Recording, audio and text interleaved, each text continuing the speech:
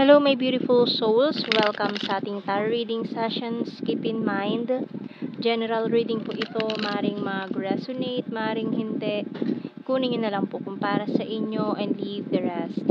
Maring mag-shift the energies or magkabaliktad ang sitwasyon. Kaya kayo na pong bahala kung saan kayo nakalugar sa reading natin. So let's see.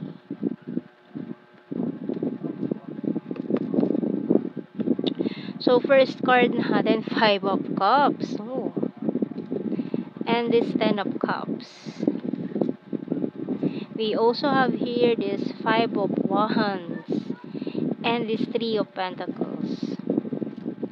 The 2 of Wands, 6 of Cups, 9 of Wands, and the Hermit card. Okay.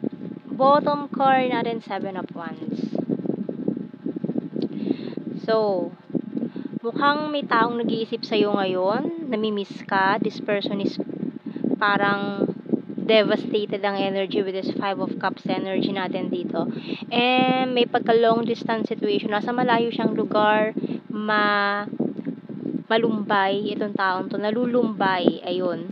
Nalulumbay siya kasi parang para sa kanya, sinukuan niya na to itong connection nyo. Parang nawalan na siya ng pag-asa na maaayos to. Sumuko na lang siya bigla. Ayan, sumuko na lang to na siguro hanggang doon na lang, wala nang pag-asa. Pero palagi ka pa rin niyang iniisip, palagi ka pa rin niyang namimiss. So, may specific sign tayo dito ng Virgo. Kuha tayo ng mga messages. Ayan, galing sa Archangels. So, say dalawa. So, we have here crystal clear intentions by Archangel Michael. Be clear about what you desire and focus upon it with unwavering faith. And career transition by Archangel Chamuel. Your life purpose is triggering a blessed career change. So, for some of you, parang may mga nag-change career, lumipat, ayan, or iniwasan nyo na itong taong to. Ayan, so kung kulig mo siya, or katrabaho mo siya dati, nagpakalayo-layo ka na sa taong to para mawala na siya sa sistema mo, no? Or kung siya ang lumayo dito, parang kinalimutan mo na itong taong to, na maring bigla itong magparamdam unexpectedly. So, tingnan natin. Kasi ang energy mo dito with this 9 of Wands, parang guarded and wounded ka na sa taong to. Marami na siyang nagawang hindi maganda sa'yo na parang nadala ka na sa kanya. Ayaw mo na siyang bigyan ng second chance pa kasi baka ulitin na naman niya. Parang iniisip mo na baka maulit na naman yung mga ginawa niyang mali. So, we have here bonfire. So, yung nangyari sa inyo ng taong to, mabilisan lang very quick na bonfire energy lang na parang, kumbaga, sa kanta, parang isang linggong pag-ibig, ganun. Pero hindi naman usually ganun na isang linggo lang talaga. So, usually,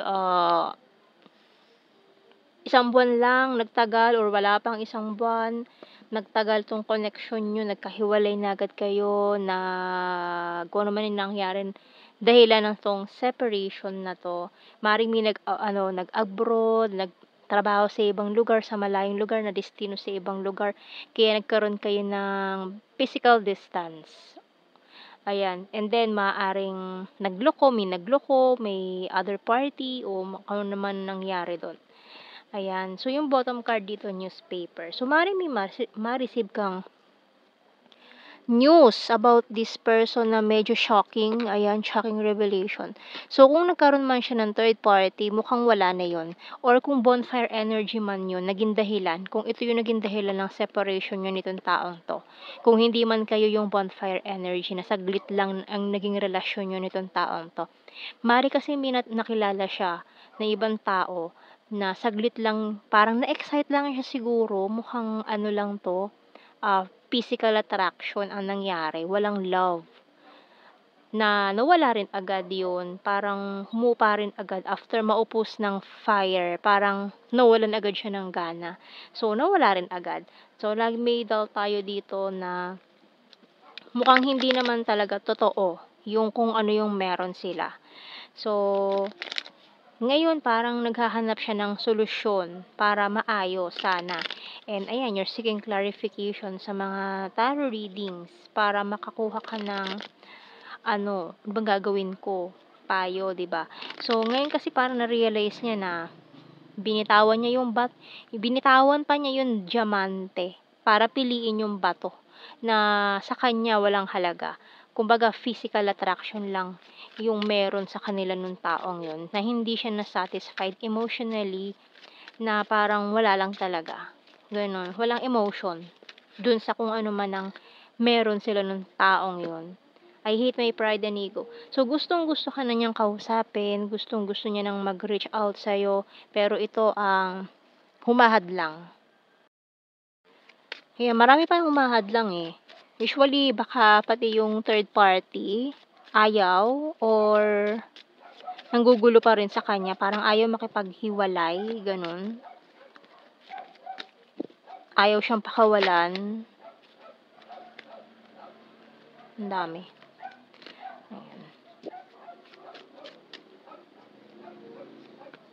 Can't decide.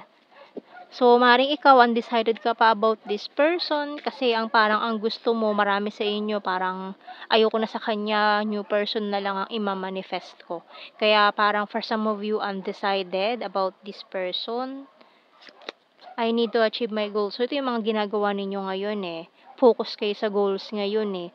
Parang dead man na kayo dito sa taong ito na nilayuan na kayo or may piniling iba. So, I want to surprise you. So, yung mangyayari ditong pag-reach out sa kanya is a surprise. Pag-reach out niya sa iyo is a surprise. Maring hindi mo ina-expect na mag-reach out siya. Kasi ngayon nag-aalangan pa siya eh. Undecided pa rin siya na makipag-communicate sa iyo, kausapin ka, pero gustong-gusto niya nang gawin 'yon. I'll start to save money kasi nga kung long distance 'to, ayan, mag-iipon pa daw siya ng pera pamasahe, lalo na kung kailangan ng malayong-malayo talaga or mag-e-airplane pa siya 'no, lalo na kung OFW ito or nadestino talaga sa malayong lugar, kunyari nasa Luzon ka, nasa Mindanao siya, yung mga ganyan, or Visayas, mga ganyan, or tawid dagat, or ano kung hindi man is north to south na sa Luzon, mga ganyan.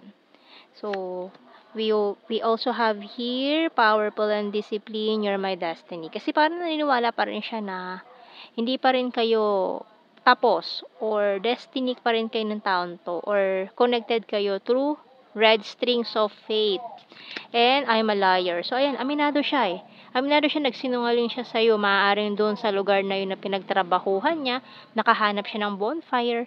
Ayan, yung kumbaga panandali ang ano lang, ganyan, panandali ang aliw. So, ayun, nagsisi siya sa ginawa niya. Parang siguro secret lang sana yun eh, pero nalaman mo. Ayan, or may nagsabi, may nagsumbong sa'yo. Maaaring yun, isa sa mga news na nalaman mo na itong taon 'to nagloloko pala. Ayan, kaya after nun very devastated siya na ayun, mas nasinayang niya yung katulad mo na diamante na sana tapos gano'n, 'di ba? So, tired and need rest. So, mukhang itong taon 'to ay very ano din sa schedule, sa work, kaya parang, ngayon ang ginagawa lang niya is matulog na lang sana, pero hindi pa niya makuha yung complete na tulog kasi nga guilty siya. Ayan, parang nakokonsensya siya sa ginawa niya. So, tingnan natin. Kasi every night, hindi rin siya makakatulog. Kasi gusto nga niya maayos to.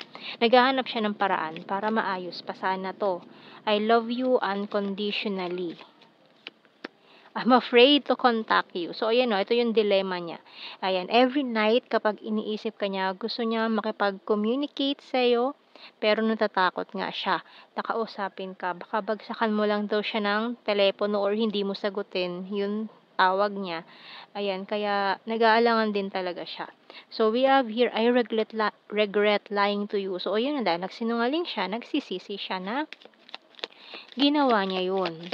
Or inilihim niya na may third party.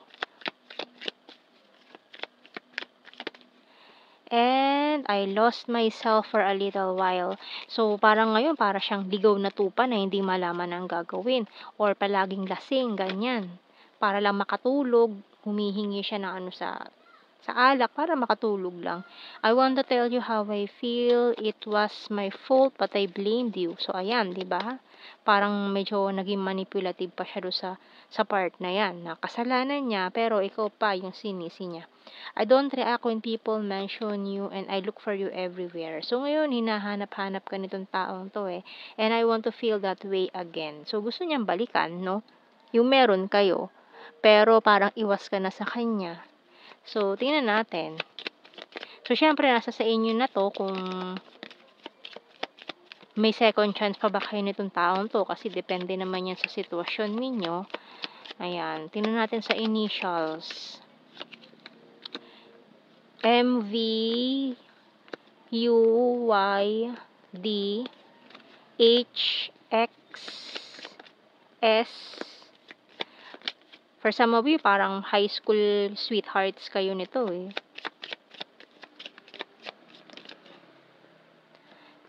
Z and G bottom card. Kuha tayo ng blue card. So, we have marriage.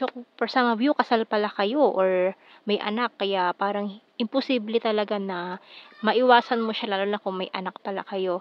Talagang kailangan niya para makita kung yung anak ninyo. So, we have here engagement. Ooh, engagement and marriage. And we also have here confessions. Or kung hindi naman kayo kasal, ayan, nakasilip pa yung karmic eh. Nakasilip pa yung karmic. So, maaaring, ito nga, karmic lesson na pinagdaanan nyo.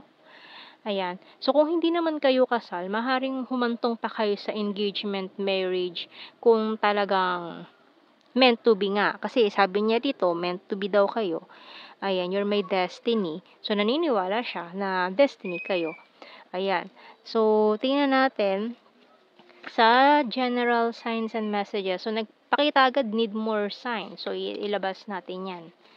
Ayan. So, kailangan natin ng maraming signs. So, ito ay, ano na lang keywords na lang ito. Hindi na natin kailangan i-explain isa-isa. Ayan. Maiintindihan nyo na yung mga meaning nito. So, we have here crazy for you. Ayan. Parang nababaliw-baliw pa siya kaiisip sa'yo every night. Lalo na kapag hindi siya makatulog. So, yan. Lagi na lang siya nagpa-party para makalimutan ka. Lagi nagiinom-inom. Mga ganyan. We also have here air sign. Gemini, Libra, Aquarius. And eye contact. So, hindi siya makatingin sa mga mata mo or hindi siya makakatingin sa mata mo kapag nagkaharap kayo nito. Mindanao, yan na nga sinabi ko, Mindanao. And kanina, 'di ba? Chaser.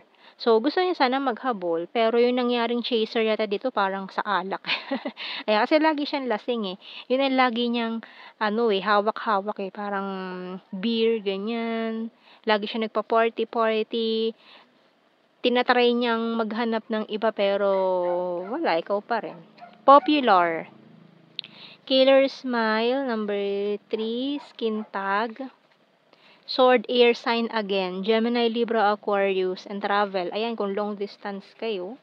So, we have here Fantastic Friend, Present Lover, and Friendly. So, lalo na kung hindi pa rin siya pinapakawala ng bonfire energy na yun. Ayan. Present lover, has a dirty sense of humor, hilarious, good heart, green-minded, logical, and cold city. Aquarius, private person, and the May. So, yan ang ating reading, my beautiful souls. Thank you for watching. Take care, and God bless. See you in our next reading, guys. Bye-bye.